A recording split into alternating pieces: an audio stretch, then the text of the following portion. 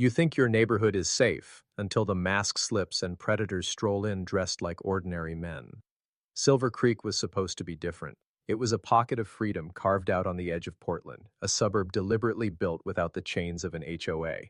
That was why I chose it. After years of war zones, after burying my wife, I wanted something simple for Emma. Safety, stability, a childhood untouched by the kind of shadows I knew too well.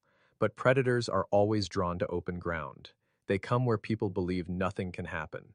And that's exactly why they chose us. It started with a letter, harmless at first glance. A bogus violation notice taped with legalese and an official-looking seal. My neighbor Carol Hayes trembled as she brought it to me, swearing she'd been fined for painting her garden stones. I sat her down and dissected it in minutes. Burner phone, fake website, recycled logos. Someone was running a con. But scams don't usually escalate in daylight. By sunset, the whole street had been hit. Trampolines, koi ponds, bird feeders, all slapped with threats of hundreds in fines. It was organized, coordinated, and it reeked of something more than money. When the black Suburban showed up, engine idling at the corner, my gut tightened. Felix, my retired cop neighbor, confirmed my suspicion. This wasn't a petty neighborhood scam. These guys had resources. They had a shell company, a cover story, and the confidence to operate in plain sight. And when they marched up Carol's porch the next afternoon, suits stiff, clipboards in hand, pretending to be authority figures, the truth surfaced fast. They weren't here for garden rocks. They weren't here for fines. Their eyes locked on my house, on Emma. "Is the Mercer girl home?" the leader asked. That was the moment the illusion shattered. These weren't paper pushers. They weren't pretending anymore. And they were predators, and they had just declared war on the wrong father. I moved before I even realized I'd made the choice. Years of training doesn't disappear. It just sleeps, waiting for the moment it's needed. My boots hit the pavement, my voice cutting sharp across the yards. Neighbors stopped to watch. The fake enforcers turned toward me, three wolves in mismatched suits, eyes hidden by cheap sunglasses. One had prison ink crawling up his wrist. Another shifted his stance like he'd done time in back alley fights. They weren't HOA reps. They were muscle for hire, and they'd just marked my daughter. "Excuse me," I said, every syllable cold. "Want to repeat what you just asked?" The leader tried to smile, playing it off. "Standard compliance, just making sure everyone's accounted for." Accounted for. My fist tightened. "You don't account for my daughter. Not now, not ever." The tall one slid sideways, subtle, like he thought I wouldn't notice him flanking. My brain mapped the angles instantly, hip rotation, hand twitching near his jacket pocket, his path toward the porch. Emma's porch. My blood roared in my ears. The neighborhood went silent except for Felix's phone recording across the street. Landscapers froze mid-task. Even Carol, half hidden in her doorway, shrank back. The predators had an audience now, and that only made them more dangerous. And then Emma stepped outside, backpack on, braid falling over one shoulder, voice light and confused. "Dad, what's going on?" Time stopped. Every head turned. The tall one lunged. My body moved without hesitation. Shoulders slammed into his ribs. His cheap tie snapped sideways as I drove him off the porch and into the grass. His grunt barely registered before the other two surged forward. Emma screamed, a sound so raw it cut through everything. That sound flipped the last switch inside me. I wasn't a dad in the suburbs anymore. I was a Navy SEAL again. And these men had just walked into the worst mistake of their lives. The fight was short, violent, and final. The leader reached for Emma's wrist. I twisted his arm mid-swing, my boot snapping into the side of his leg. Cartilage cracked loud enough for everyone to hear. He dropped, screaming, his clipboard scattering uselessly into the dirt. The tattooed one came from behind, trying to wrap me up. I dropped low, spun, and drove my elbow straight into his kneecap. The bone gave way with a sickening pop. He collapsed into the gravel, howling. Two down, crawling. The tall one I'd tackled struggled up, gasping, but I had him by the collar before he found his footing. I yanked him forward and rammed my knee into his thigh. He folded, screaming, the fight ripped clean out of him. Three men, all reduced to crawling wrecks in the space of seconds. My daughter stood frozen on the porch, tears streaming, wide-eyed at the violence. I locked eyes with her, steadied my breath, and said the only words she needed.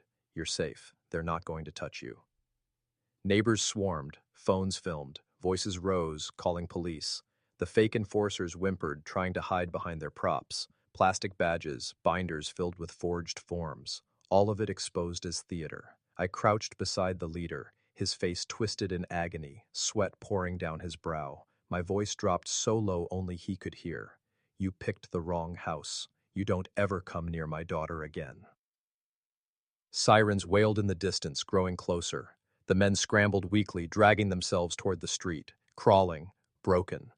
By the time squad cars screeched in, blue and red flooding Silver Creek, the fight was already over. The predators lay in the dirt, howling, their knees shattered, their mission failed. But the truth hadn't revealed itself yet. And when it did, it wouldn't just rock me, it would shake the entire neighborhood to its core. When the cruisers screeched to a stop, the neighborhood had already transformed into a stage. Every porch had witnesses. Every hand held a phone. The three men sprawled in the dirt looked less like authority and more like cornered animals, crawling, whimpering, their frauds scattered in the grass for everyone to see. Officers fanned out fast, weapons raised at first, but when they saw the scene, their eyes narrowed with disgust. These weren't defenders of property, they were predators caught mid-hunt. One cop kicked a plastic badge out of reach, shaking his head. Cheap garbage. Fraud. He snapped cuffs on the tattooed one, dragging him up only to let him collapse again, screaming as his ruined knee buckled. Another officer flipped through the binder, scoffing at the fake HOA logo, the sloppy paperwork, the ridiculous fees. Kidnapping and impersonation, he muttered. You boys are done. The leader tried to hold on to his mask of control, but pain broke him down. Sweat ran down his temples, his breath ragged. It wasn't us, he gasped, eyes darting across the watching crowd. We were sent. Sent by who? An officer barked. The man hesitated. Too long. One of his partners, desperate and shaking, blurted it out instead. It was Hayes, Carol Hayes. She paid us, said to scare Mercer, said to grab the girl. The words hit like a hammer. For a moment, silence ruled the street. Every neighbor froze, and then chaos. Gasps, shouts, curses. Carol Hayes, the sweet old widow who'd lived here for decades. The woman everyone brought soup to when her hip went bad last winter. The same woman who had shown up trembling on my porch with the first bogus fine. Felix's jaw tightened as he muttered. Knew something was off about her.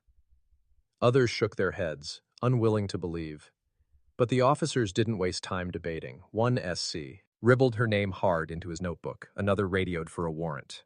Get a unit to Hayes's address, secure the property. She's wanted for conspiracy, fraud, and attempted kidnapping. Emma gripped my arm so tight it hurt. Her eyes were wide, searching mine. Daddy, she whispered, voice breaking. She sent them? I crouched, hand on her shoulder, forcing her to meet my eyes. Yes, but she'll never touch you again. Not her, not anyone. The block had turned into something I'd seen too many times overseas. Civilians realizing the war was already at their doorstep. People who thought they were safe learning, in real time, how deep betrayal can cut. Carol Hayes had played us all, hiding behind her frail smile, her painted garden rocks, her grandmotherly voice. She had made herself bait to test the system. And when she marked her target, she'd pointed those predators straight at my daughter. As the cruisers hauled the three broken men away, the truth settled heavy over Silver Creek. The enemy wasn't gone. It lived among us, in the house across the street, behind the curtains, smiling at our children. And I knew this wasn't over. The warrant came down faster than I expected. Within an hour, 2 more cruisers rolled into Silver Creek, their sirens off, but their presence loud enough to silence the entire block. Every neighbor crowded the sidewalks, whispering, pointing at Carol's pale yellow house with its neat hedges and crooked wind chimes, a place that had always looked harmless, a place Emma had ridden her bike past 100 times. Now it felt like the heart of something rotten. Officers went in with rifles shouldered. Carol stepped out slow, hands raised, her hair in its usual bun, a floral sweater hanging off her bony frame. She looked like a grandmother caught in the wrong movie, but her eyes, cold, sharp, calculating, told another story. Gone was the trembling neighbor who'd begged me for help with a fake fine. In her place stood the woman who had ordered predators to take my daughter. Emma clung to me as we watched from our porch. Why, Dad? Why would she do that? That was the question I couldn't answer. Not yet. The officers cuffed Carol, but she didn't resist. She looked right at me across the street, her lips curling into something that was not quite a smile. "You can't protect her forever, Mercer," she said, voice low but carrying. "There are people who want her, people bigger than you." The crowd erupted, neighbors shouting, officers shoving her toward the cruiser, but her words landed like poison. People who want her. My daughter. Emma's grip on my sleeve trembled. She didn't understand. I didn't fully understand, but I knew Carol wasn't lying. Later, when the house was searched, the pieces fell into place. In her basement, detectives found files, stacks of them. Not just on me, but on half the neighborhood. Dossiers with addresses, work histories, kids' ages. Like a hunter's ledger. And Emma's folder was the thickest. Newspaper clippings about my Navy career, records of Emma's school, even a photo of her fossil collection taped neatly on top. Carol had been watching us for months. Felix came over, his face grim. "This wasn't about HOA scams," he said. "That was cover. Someone paid her. This is bigger." He was right. Carol Hayes wasn't just a bitter old woman trying to squeeze neighbors for money. She was a recruiter, a scout, a piece on a board I hadn't realized we were standing on. That night, after the cruisers left and the neighborhood drifted back into uneasy silence, I sat with Emma on the porch. The moon hung low, silver light painting the street that would never feel the same again. I pulled her close. "I made a promise to your mom before she passed," I told her, "that I'd keep you safe, no matter what. And I will. But you need to know something, Emma. Safety isn't given, it's defended. Every day." She nodded, tears drying on her cheeks, her small hand gripping mine like iron. She was only 12, but in her eyes I saw it. The moment innocence broke, replaced by understanding, Carol was gone. The fake enforcers were behind bars, but the larger shadow, the one Carol spoke of, still loomed. And if they thought Silver Creek was easy prey, they were wrong. Because they'd already learned the hard way. When you come for my daughter, you don't walk away. You crawl. 3 men in suits walked into my neighborhood, pretending to be HOA enforcers. They weren't here for money. They weren't here for garden fines. They came for my 12-year-old daughter. That's when my Navy SEAL instincts took over, and what happened next left them crawling on broken knees, begging for mercy.